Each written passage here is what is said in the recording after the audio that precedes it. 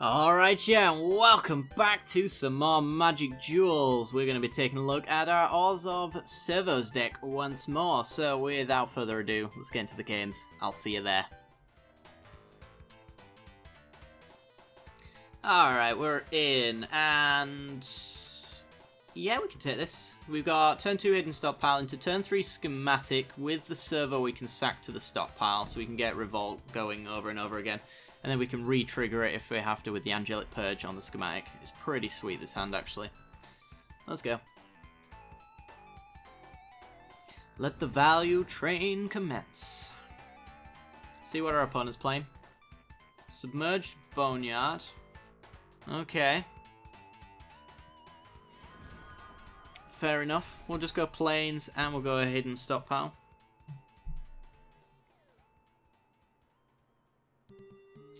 If it is Super Friends, which it still possibly could be, then you won't see this video. Because I've decided I'm no longer going to play against Super Friends. Personal choice, based on the fact that, essentially, Super Friends is not fun. It's not a hard deck to play, and it's pretty mind-numbing to play against, so I won't be doing it anymore. Right, we want to go servo schematic and we want to get a land down, so let's do that.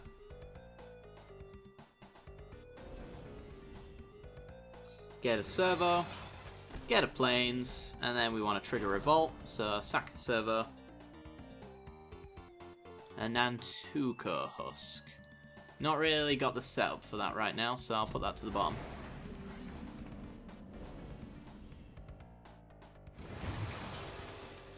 Alright. Ether Hub for our opponent. So I'm not sure what this deck is. It looks interesting. Cartouche of Zeal. Alright.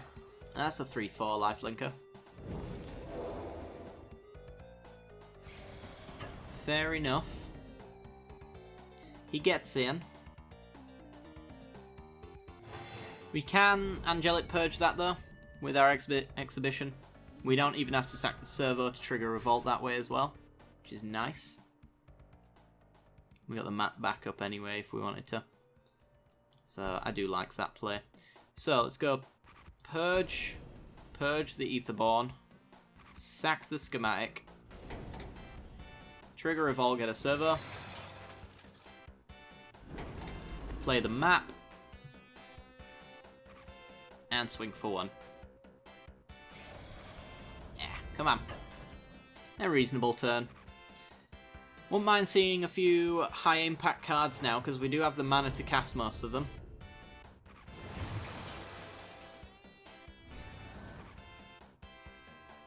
We'll hold this Westvale Abbey until it's useful as well, or until we've got no more lands to play. Gonna go with a Whirler Rogue. Interesting.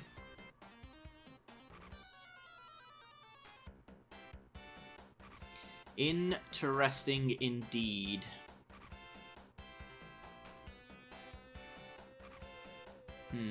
So we could go with Eiley and swing in with all of our servos. The one that the Whirler Rogue blocks, we sacrifice. So we're not really losing too much. We still get servo back, and if he wants to trade his Thopters, then that's fine by me. So Eiley's coming down. And swing in for 3. Keep that pressure up.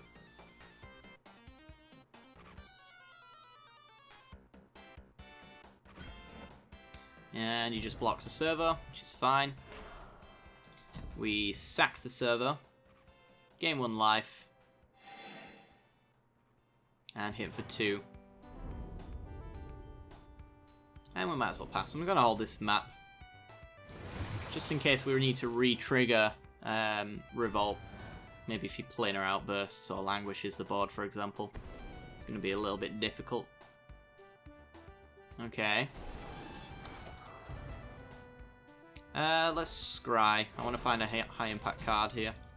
Sack the servo, scry 1. Marionette Master. 1, 2, 3, 4, 5, 6. Yeah. Top, please. Thank you.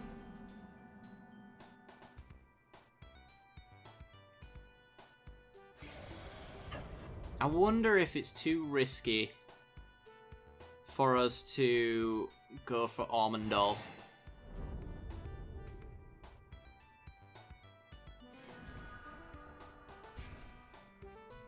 So if we went Westvale Abbey, we can Marionette Master. If we went with the counters, we could sacrifice our servos and our renegade map, that's 12 damage. Or we can go Marionette Master with the servos, sack the servos, deal a little bit of damage, and get a Ormondal instead.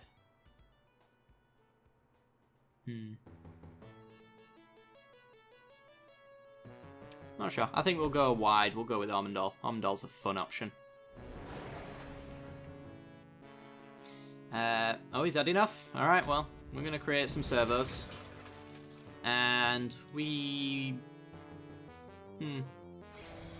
We'll hold back.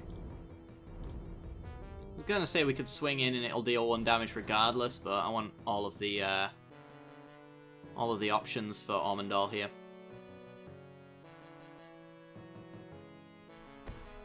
Okay, leads with a Jessian Thief. Sure.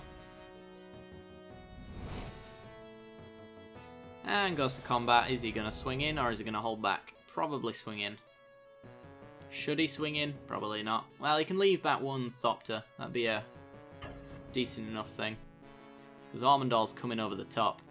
And he means business. Let me crack the map. Deal 1 to you. Thin our deck a little bit so we get a bit of a higher impact card. And the plains. Doesn't really matter at this point. Nantuko Husk. Sweet. Right, well, let's sacrifice 5 creatures.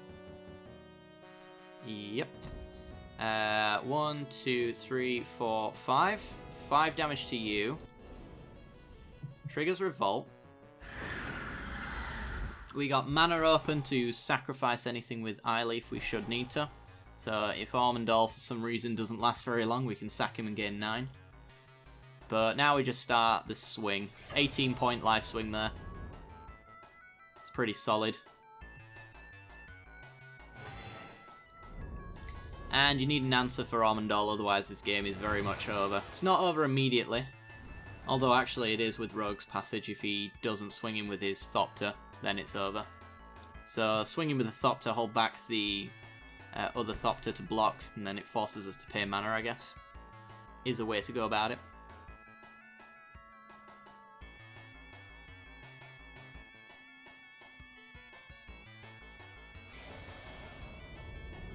Alright. This is a very odd deck. Don't really know what it was. I don't think it'd have mattered what it was for the most part. Judging by how high impact all of our stuff ended up being. So he lives another turn. He's going to go down to a low life total. Neheb the Worthy. Ooh. 1 or fewer cards. Then he gets to do things. If he deals combat damage, we lose cards. Okay.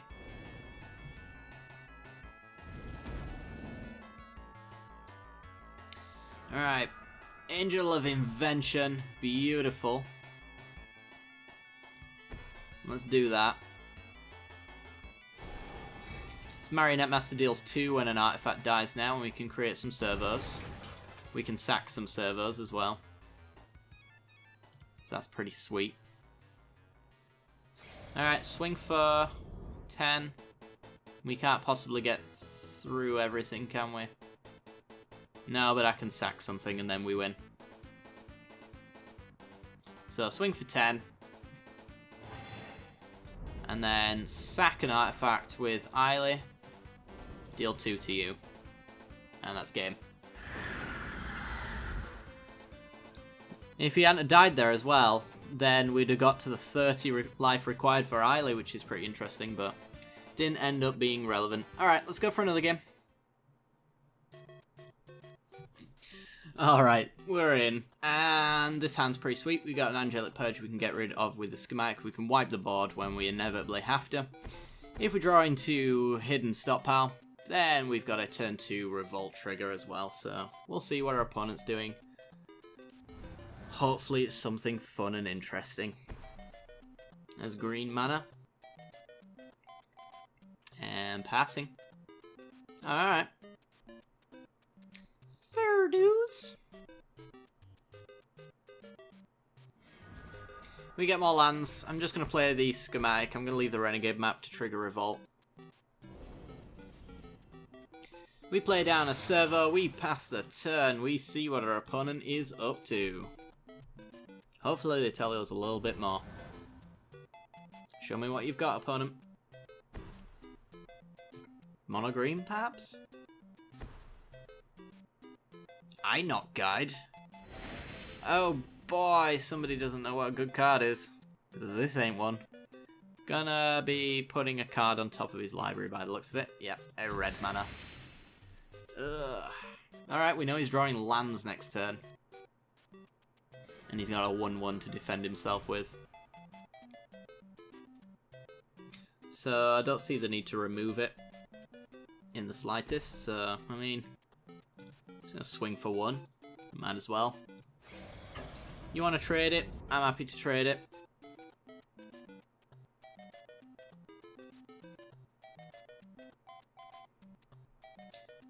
Is he going to take the damage, though? If he takes the damage, we have a blocker. So that's free damage if he doesn't. The 1-for-1's probably best for him. And he doesn't take it, so we just go with our Eiley. Play down a blocker, pass the turn. You gonna play that mountain? He's gonna play that mountain. Lifespring Druid. Alrighty then. I think that's worth getting rid of. If he went for an Inoc Guide to fix his mana a little bit, then ramping him up a little bit is going to be in his best interest, so we could take that out. And we get a Servo in the process. Another board wipe, for if he does get to his big creatures, then we're all good. Alright, kill that. Kill that. Get a Servo. And swing. Keep him off his lands. So we've got 2 planar outbursts right now, and nothing to blow up. But we've got the mana to do it whenever we want, which is a nice place to be. See if our opponent misses his land drop. He does not. Okay. But maybe it stops him from doing something. He should have a turn 3 play, surely. Blood Rage Brawler. Okay, discarding with no value. A Heaven to Earth. Okay. So he's got a wipe for us as well. Fair enough. Gideon, ally of Zendikar. There's no way that he can Earth and keep his Brawler to kill our Gideon. It's just not going to happen. So I feel like we might as well just Gideon. I'm going to crack this map so that we've got 1 mana open for Eiley. Just in case we have to sacrifice, we might as well get that little bit of value in. And it doesn't matter what we grab. So I'll grab more white for the possibility of an Awakened Planar Outburst. Alright, Gideon. Let's make a token.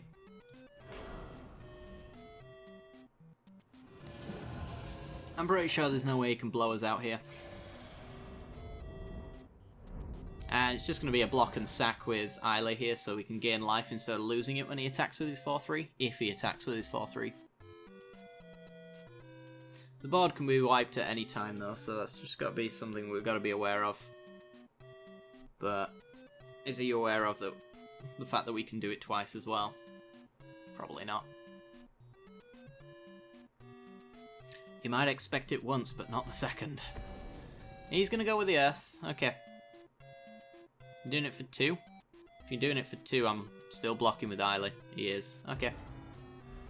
So, we sack the 2-2. That's going to die anyway, gain 2 life. And then he swings in and we trade.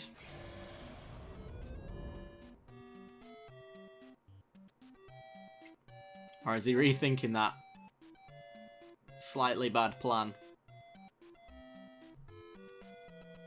I mean, if he doesn't commit, then he's not committing to a decision that was bad in the first place. I think...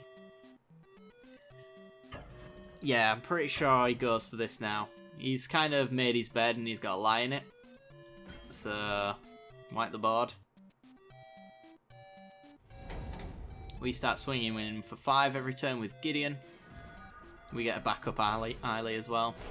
That's pretty good. Swing for 5.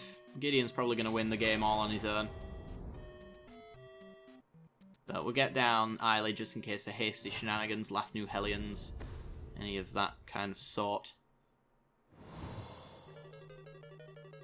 But Gideon's kind of out of the woods as far as being killed by anything that our opponent could have, in a single card anyway. 4 loyalty, and you've got your exquisite firecrafts, you've got your Lathnu Hellions, all of your 4 toughness hasty creatures. He's just going to ramp instead. So we're going to hit him for 7, by the looks of things.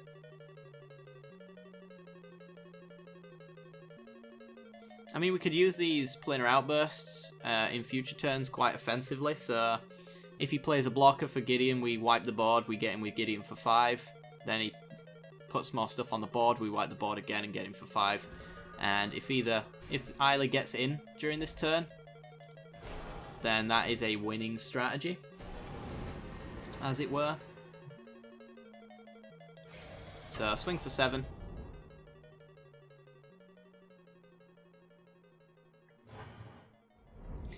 Let's play the priest down. Might as well. It's lethal in a different way.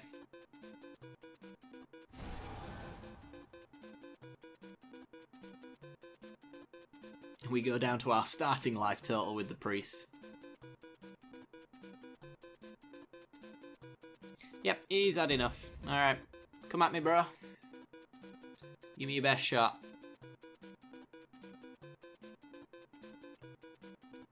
Looks like his best shot is nothing. Must have something. Come on.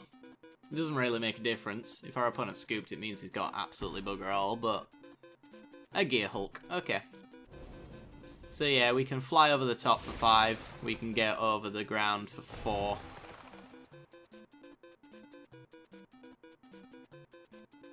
We got him. Take up Gideon. And swing. A fairly solid victory, if I do say so myself. Not very much what the deck plans to do, but there you go. Alright guys, well, we're going to leave it off there. So if you did enjoy the content and you want to see more, then be sure to like and subscribe. And don't forget to hit that little bell icon right next to the subscription button, and that will give you notifications when I release new videos. I do hope you've enjoyed. See you next time. Bye-bye.